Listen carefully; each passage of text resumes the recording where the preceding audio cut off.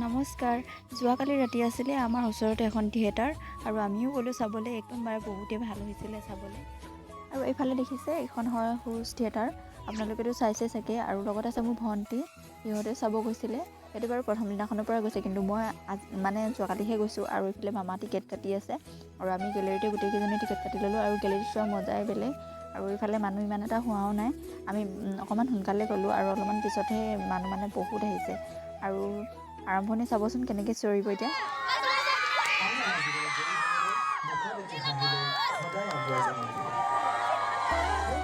আৰু এইটো চিন মানে মোৰ বহুতেই ভাল লাগিলে, সেইটো কাৰণে অলপ কেপচাৰ কৰি ৰাখিলোঁ।